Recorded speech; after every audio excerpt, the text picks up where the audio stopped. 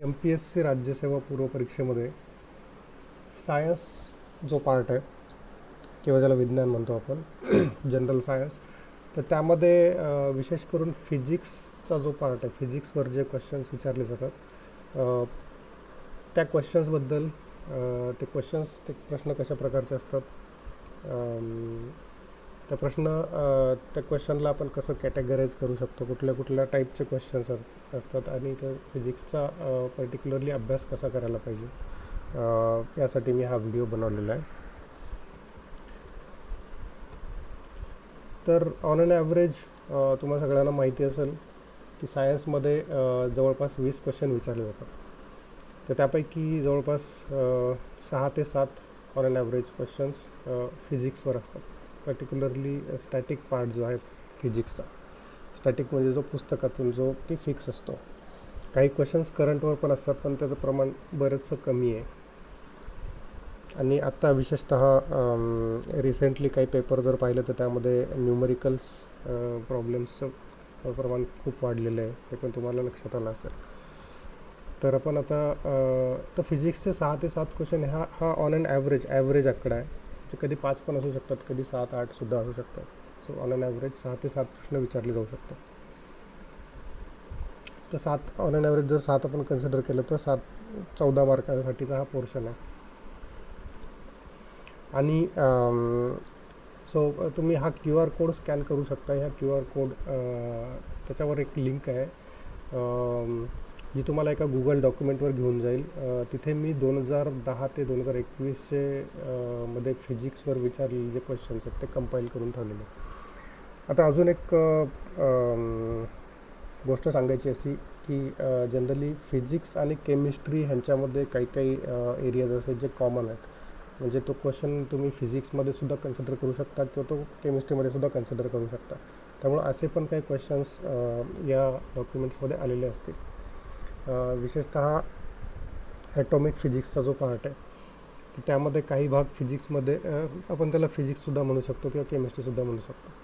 तर जो pure फिजिक्सच्या point of व्ह्यूने जो पार्ट आलेला आहे, तर त्याच्याशी रिलेटेड क्वेश्चन जे आहेत ते मी फिजिक्समध्ये घेतलेले आहेत आणि काही पार्ट जो केमिस्ट्रीकडे झुकतो तो मी सोडून दिलेला आहे.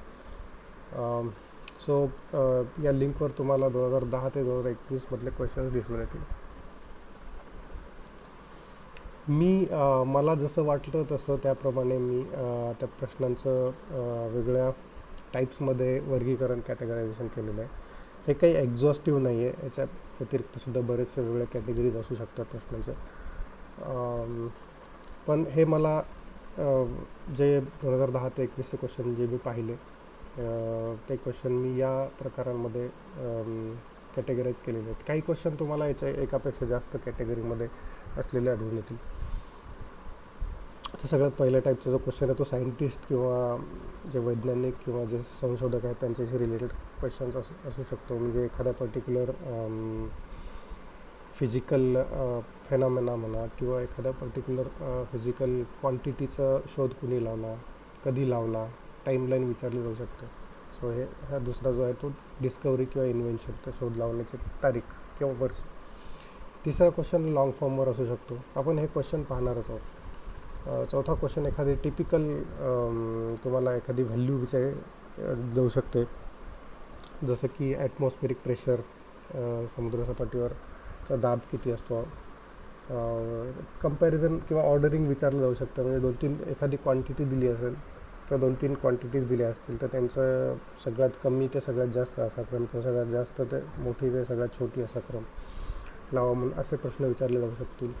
प्रिन्सिपल ऑफ वर्किंग, एखादा तुम्हाला फिजिकल एखादं ॲप्लिकेशन दिलं जाईल आणि ते कशावर वर्क होतं, त्याचं कोणत्या तत्वावर चालतं, असे क्वेश्चन विचारले जाऊ शकतात. अशा क्वेश्चनची संख्या पण बरीच असते जनरली. त्यानंतर एखाद्या फिजिकल फेनॉमेनाचं उदाहरण, एक्झाम्पल द्या, याच्यावरसुद्धा क्वेश्चन विचारले जाऊ शकतात. त्यानंतर फिजिकल प्रॉपर्टीज, भौतिक गुणधर्म, त्याच्याबद्दल प्रश्न विचारले जातात. आणि त्यानंतर न्यूमरिकल प्रॉब्लेम्स किंवा फॉर्म्युला बेस्ड किंवा रिलेशन, वेगळ्या क्वांटिटीजबद्दल, वेगळ्या राशींमधले संबंध, त्यांच्याबद्दल क्वेश्चन विचारले जाऊ शकतात. तुम्ही 2017 नंतरचे जर प्रश्न पाहिले तर त्यामध्ये न्यूमरिकल प्रॉब्लेम्सचं ची जी संख्या आहे ती खूप कन्सिडरेबल आहे. म्हणजे जवळपास काही आय थिंक 17 किंवा 18चा एक पेपर असा आहे ज्यामध्ये सगळे फक्त प्रॉब्लेम्सच आहेत. त्यामुळं रिसेंटली न्यूमरिकल प्रॉब्लेम्सचं महत्त्व जरा वाढलेलं आहे. ते प्रॉब्लेम्स एकदम सिम्पल असतात, एकदम सोपे असतात सोडवण्यासाठी. फक्त तुम्हाला फॉर्म्युला माहिती पाहिजे. आणि फिजिक्स हा एक खूप लॉजिकल सब्जेक्ट आहे. म्हणजे ह्यामध्ये पाठ करण्याची आवश्यकता एवढी पडत नाही.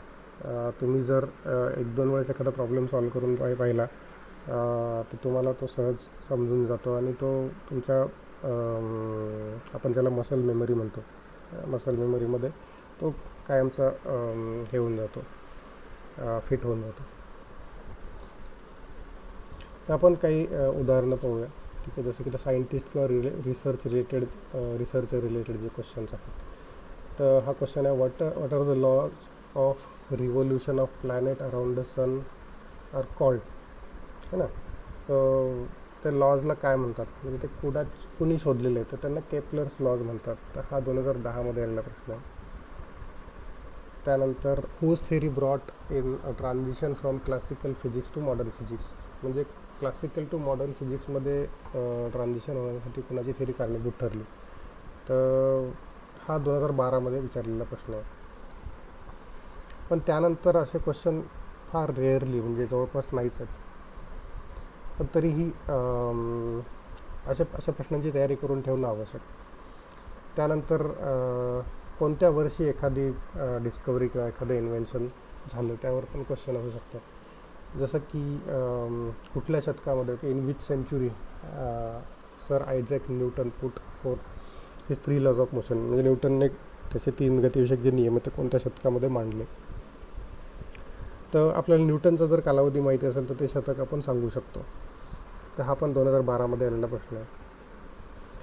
त्यानंतर लॉंग फॉर्मवर काही क्वेश्चन्स असतात. एखादा फिजिक्समध्ये बरेचसे असे ॲब्रिव्हिएशन्स असतात, तर त्यांचं लॉंग फॉर्म विचारलं जाऊ शकतो. जसं की लेझर आहे, तर लेझरचं काय लॉंग फॉर्म आहे, हा 2011मध्ये विचारलेला प्रश्न आहे. त्यानंतर GPS काय लॉंग फॉर्म आहे, हा 2010मध्ये विचारलेला क्वेश्चन आहे.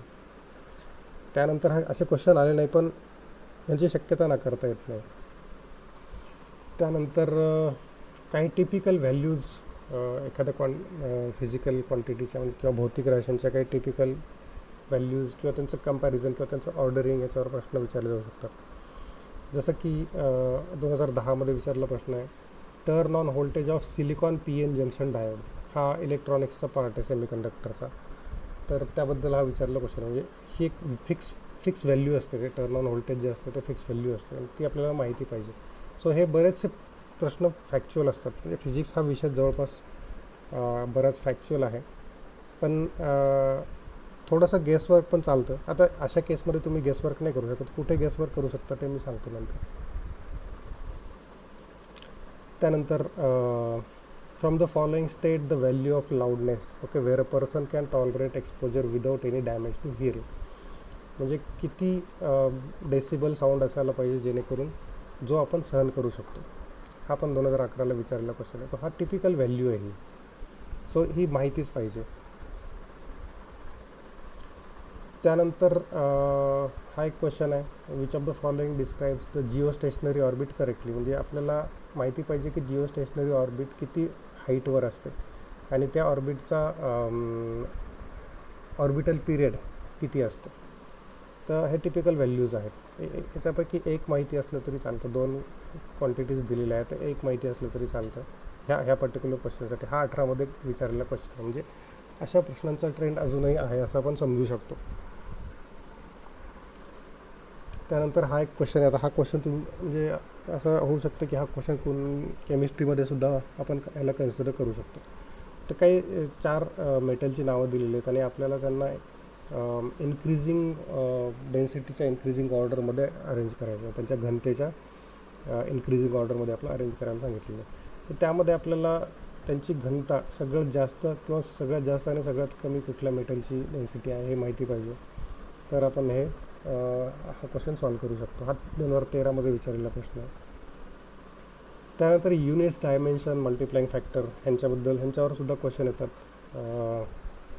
आय थिंक 7वी की 8वीच्या क्वेश्चन स्टेट बोर्डच्या पुस्तकामध्ये आणि आय थिंक 11वीच्या पुस्तकामध्ये सुद्धा पहिलाच चॅप्टर आहे युनिट डायमेन्शनवर. मल्टिप्लाइंग फॅक्टर्स ठरलेले आहेत काही, एक जवळपास 9-10 काहीतरी मल्टिप्लाइंग फॅक्टर्स आहेत. ते एकदा पाठ केले की काही प्रॉब्लेम नाही. तर हा जो क्वेश्चन आहे unit of van der Waals constant is, तर त्यासाठी पहिले आपला वॉन्डरवॉल कॉन्स्टंट माहिती पाहिजे. हा 2018ला विचारलेला क्वेश्चन आहे, त्यामुळं असे क्वेश्चन आपण वी कॅन एक्सपेक्ट, आपण असे क्वेश्चन येतील असं गृहीत धरू शकतो. तर वॉन्डरवॉल कॉन्स्टंट एखाद्या इक्वेशनमध्ये असेल, असं इक्वेशन जर माहिती असेल तर हे डायमेन्शन्स आपल्याला त्याचे डिटरमाइन करता येतात. त्यानंतर असाच सिमिलरली दुसरा क्वेश्चन आहे त्याच वर्षीचा 2018मध्ये विचारलेला. Prefix for the multiple of 10⁻18 is, 10⁻18 असेल तर त्याला आपण काय म्हणतो, जसं की 10⁻3 10⁻3 असेल तर किलो आहे, 10⁻−3 असेल तर मिली आहे, तसं 10⁻18 असेल तर त्याला आपण काय म्हणतो. सो ठराविक नावं आहेत, सो ते आपल्याला माहिती पाहिजे. त्यानंतर प्रिन्सिपल ऑफ वर्किंगवर भरपूर क्वेश्चन विचारले जाऊ शकतात, जसं की Faraday's law of electrolysis are concerned with. Okay, Faraday's law जो आहे इलेक्ट्रोलिसिसचा तो कशाशी संबंधित आहे, हा 2017ला विचारलेला क्वेश्चन आहे. त्यानंतर रामन इफेक्ट जो आहे ऑप्टिक्समधला किंवा मॉडर्न फिजिक्समधला, तर तो कशाशी संबंधित आहे, तो हा 2014मध्ये विचारलेला क्वेश्चन आहे. त्यानंतर ऑप्टिकल फायबर कुठल्या प्रिन्सिपलवर काम करतं, हा 2019मध्ये विचारलेला क्वेश्चन आहे. तर हे झाले प्रिन्सिपल ऑफ वर्किंग. त्यानंतर काही प्रॉपर्टीज विचारल्या जाऊ शकतात, जसं की आता किंवा त्यावर क्वेश्चन येऊ शकतात, जसं की आता an atom is electrically neutral आणि दुसरा स्टेटमेंट दिलेला आहे negative charge on molecule is equal to total negative charge on the orbiting electrons. So ह्याच्यामध्ये 2 प्रॉपर्टीज दिलेल्या आहेत. सो ॲटमच्या 2 प्रॉपर्टीज दिलेल्या आहेत, तर त्या 2 प्रॉपर्टीज आपल्याला माहिती असायला पाहिजे, म्हणजे कुठली बरोबर आहे कुठली चूक आहे. तर हा रिसेंटली 2021च्या पूर्वपरीक्षेमध्ये विचारलेला प्रश्न आहे. त्यानंतर हा सुद्धा प्रॉपर्टीजवरचा क्वेश्चन आहे 2019मध्ये. So beta particles, gamma particles आणि न्यूट्रल पार्टिकल्स यांच्याबद्दल 3 स्टेटमेंट दिलेले आहेत आणि तुम्हाला विचारलं आहे की कुठले ट्रू आहेत. सो तुम्हाला प्रॉपर्टीज माहिती असतील तर तुम्ही एक गेस करू शकता. त्यानंतर तशाच प्रकारचा दुसरा एक क्वेश्चन आहे इलेक्ट्रॉनिक कम्युनिकेशन सिस्टम डिजिटल सिग्नलच्या प्रॉपर्टीजबद्दल विचारलेला क्वेश्चन आहे 2019चा. त्यानंतर सो खाली 3 स्टेटमेंट दिलेले आहेत, तर त्या 3पैकी कुठलं स्टेटमेंट बरोबर आहे वॉटर ड्रॉप्सबद्दल किंवा पाण्याच्या थेंबाबद्दल, तर हा पण 2019मध्ये विचारलेला प्रश्न आहे. म्हणजे रिसेंटली असे प्रश्न बऱ्यापैकी विचारण्यात आलेले आहेत. त्यानंतर सगळ्यात जास्त विचारण्यात आलेला जो क्वेश्चनचा टाईप आहे तो म्हणजे न्यूमरिकल प्रॉब्लेम्स किंवा फॉर्म्युला बेस्ड किंवा रिलेशन बेस्ड. तर हे पहा 2017ला विचारलेला क्वेश्चन आहे. काही क्वांटिटीज दिलेल्या आहेत, मॅग्नेटिक फील्डशी रिलेटेड क्वेश्चन आहे हा. तर ह्याच्यामध्ये फॉर्म्युला माहिती पाहिजे. सो मी नंतर काही पूर्ण फिजिक्स सो मी नंतर सांगतो तुम्हाला या लेक्चरच्या शेवटी अभ्यास करण्याची ट्रिक मी जेव्हा तुम्हाला सांगेल तेव्हा मी सांगतो कसा अभ्यास करायचा आणि कसा कमीत कमी वेळामध्ये जास्तीत जास्त गेन करायचा. त्यानंतर हा जो क्वेश्चन आहे फ्रेजनल बाय प्रिझम वेवलेंथ दिलेली आहे, ती वेवलेंथ कशावर डिपेंड असते हे विचारलेलं आहे. ह्यासाठी तुम्हाला फ्रेजनल बाय प्रिझमचं वेवलेंथचं इक्वेशन माहिती पाहिजे. सो हा 2018ला विचारलेला क्वेश्चन आहे. त्यानंतर हा रिसेंटली 2021मध्ये विचारलेला क्वेश्चन आहे. So laser light beam that a moon, लेझरला एवढा टाईम लागतो चंद्रापासून परत यायला, तर चंद्राची रेडियस विचारलेली आहे. तर सिम्पल क्वेश्चन आहे. सो हा रिसेंटली विचारला. तर या टाईपचे जे क्वेश्चन्स आहेत ह्यांची संख्या भरपूर आहे, म्हणजे रिसेंटली बरेचसे क्वेश्चन न्यूमरिकल क्वेश्चन्स विचारले गेलेले आहेत. तर ओके, तर स्टडी टेक्निकमध्ये जनरली हा जो स्टॅटिक पार्ट आहे त्याच्यामध्ये मोस्टली स्टेट बोर्डचे जे पुस्तक आहेत त्याच्यामधूनच क्वेश्चन्स येत असतात. तर स्टेट बोर्डचे पुस्तकं तर मी म्हणेल की it is more than sufficient 7वीपासून ते 12वीपर्यंत. 11वी-12वी इतकं आवश्यक नाही, पण काही पर्टिक्युलर चॅप्टर्स इम्पॉर्टंट आहेत. यामध्ये मी एक उदाहरण घेतलेलं आहे.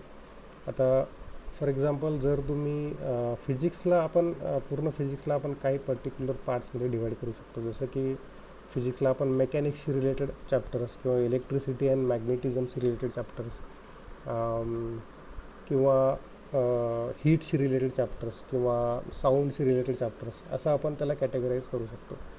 तर फिजिक्सचा आपण जेव्हा अभ्यास करतो तेव्हा काय करायचं, जसं की आता ह्यामध्ये मी एक एक्झाम्पल दाखवलेलं आहे की हे सगळे जे चॅप्टर्स आहेत हे रिलेटेड टू मेकॅनिक्स आहेत. ज्या पार्टला आपण फिजिक्सच्या पार्टला मेकॅनिक्स म्हणतो. मेकॅनिक्स म्हणजे जे मोशन, फोर्स, वर्क, एनर्जी यांच्याशी संबंधित असतील असे चॅप्टर्स. तर जेव्हा तुम्ही स्टडी करता तेव्हा त्याच्याशी, जसं आता सातवीमधला तुम्ही मोशन, फोर्स अँड वर्क हा चॅप्टर अभ्यासला, त्यानंतर 8वीमधला त्याच्याशी रिलेटेड चॅप्टर तुम्हाला अभ्यासावा लागतो, जसं की फोर्स अँड प्रेशर आहे. त्यानंतर 9वीमधला त्याच्याशी रिलेटेड परत chapters. Okay, so related chapters तुम्ही 7वीच्या फिजिक्सपासून चालू करून तुम्ही 11वी-12वीपर्यंत ते वाचू शकता. म्हणजे हे ह्या सिक्वेन्सने वाचले पाहिजे. म्हणजे तुम्ही जनरली आपण काय करतो, 7वीचा स्टेट बोर्डचं पुस्तक घेतो आणि आपण सगळे चॅप्टर वाचून काढता. ते सगळे चॅप्टर जे आहेत ते हेट्रोजिनियस आहेत. हेट्रोजिनियस म्हणजे काही त्यामधले केमिस्ट्रीचे पण आहेत, काही चॅप्टर्स बायोलॉजीचे पण आहेत, काही चॅप्टर्स फिजिक्समध्येच वेगवेगळ्या टाईपचे आहेत, जसं हीटशी रिलेटेड, उष्णतेशी रिलेटेड असतील, ध्वनीशी रिलेटेड असतील. मग ते पूर्ण खिचडी होऊन जाते. त्यानंतर परत मग तुम्ही 8वीचं पुस्तक घेता, त्यामध्ये पण तसंच होतं. म्हणजे तुम्हाला असं त्यांचं जो फ्लो आहे तो फ्लो राहत नाही. त्यामुळं एक रिलेटेड, समजा तुम्ही एखादा चॅप्टर सुरू केला तर त्याच्याशी रिलेटेड पुढच्या क्लासमध्ये कुठला चॅप्टर आहे, त्याच्याशी रिलेटेड पुढच्या क्लासमध्ये पुढच्या स्टँडर्डमध्ये कुठला चॅप्टर आहे, तर ह्या सिक्वेन्सनं जर स्टडी केलं तर तुम्हाला एक तर तो पर्टिक्युलर टॉपिक समजायला पण मदत होते आणि त्याच्याबद्दलचे बरेचसे कन्सेप्ट क्लिअर होतात, रिलेशन्स समजायला लागतात आणि त्याच्याबद्दल तुमचा एक इंट्युशन डेव्हलप होऊ शकतं. सो हा एक प्रॉपर वे आहे ज्याच्यातून चांगला आणि इफेक्टिवली आणि इफिशियंटली अभ्यास होऊ शकतो असं मला वाटतं. तर मी एक PDF डॉक्युमेंट तयार केलेलं आहे आणि मी एक वेबसाईटसुद्धा तयार केलेली आहे, गुगल साईट्स. तर त्या साईटची लिंक मी माझ्या अपकमिंग व्हिडिओजमध्ये शेअर करणारच आहे. सो एक PDF डॉक्युमेंट मी दाखवून देतो सगळ्यांना. तर हे जे डॉक्युमेंट आहे ह्याच्यामध्ये मी फिजिक्सचे वेगळ्या टाईप्समध्ये कॅटेगरायझेशन केलेलं आहे. जसं की सगळ्यात वरचा जो पार्ट आहे तो आहे स्टॅटिक्सशी रिलेटेड, जो ग्रीन दाखवलेला आहे, मेकॅनिक्सशी रिलेटेड. त्यामध्ये ठीक आहे, मेकॅनिक्स रिलेटेड आहे. त्यानंतर दुसरा जो पार्ट आहे, हा जो सेकंड नंबरचा जो रो आहे, तर तो आहे इलेक्ट्रिसिटी आणि मॅग्नेटिक्स रिलेटेड जे काही चॅप्टर्स आहेत, ओके, 7वी ते 12वीपर्यंत. त्यानंतर हा जो फेंट पर्पल कलरचा जो रो दिसतो तुम्हाला, तो हीटशी रिलेटेड आहे. त्यानंतर येल्लो कलरचा जो आहे तो आहे ऑप्टिक्स, लाईटशी रिलेटेड. त्यानंतर त्याखाली ग्रे कलरचा दिसत असेल तुम्हाला, साऊंडशी रिलेटेड. त्याच्याखाली ब्लू कलरचा जो आहे तो स्पेस सायन्स, जसं की त्या चॅप्टरचे नाव आहेत तारकांच्या दुनिया, ताऱ्यांची जीवनयात्रा वगैरे, तर त्याच्याशी रिलेटेड. आणि हा ग्रीन कलरचा जो आहे तो आहे ॲटॉमिक फिजिक्स. आणि हा जो ऑरेंज कलरचा आहे तो असं फिक्स त्याला कॅटेगराईज नाही करता येत. तर एक आहे मेजरमेंट ऑफ फिजिकल क्वांटिटीज आणि युनिट्स अँड मेजरमेंटबद्दल आहे. आणि सगळ्यात खाली जो फेंट ब्ल्यू आहे तो आहे सेमीकंडक्टरशी रिलेटेड चॅप्टर. अजून एक चॅप्टर आहे याच्यामध्ये जो की आपण इन्फॉर्मेशन अँड कम्युनिकेशन टेक्नॉलॉजी म्हणून कॅटेगराईज करू शकतो. सो असं कॅटेगरायझेशन केल्यानंतर त्या संबंधित कॅटेगरीचा पहिल्यांदा अभ्यास करून घ्यायचा, म्हणजे तुमचा अभ्यास व्यवस्थित होईल. सो इथे थांबूया. नेक्स्ट लेक्चर लवकरच मी नेक्स्ट लेक्चर घेऊन येईल. ते लेक्चर असेल जो मेकॅनिक्सचा पार्ट आहे, असं कॅटेगरी वाईजच मी कवर करणार आहे. आणि त्यामध्ये काय वाचायला पाहिजे, काय वाचायला नाही पाहिजे, आणि प्रॉब्लेम कसे सॉल्व करायचे, हे सगळं मी त्या व्हिडिओमध्ये कव्हर करण्याचा प्रयत्न करणार आहे. धन्यवाद.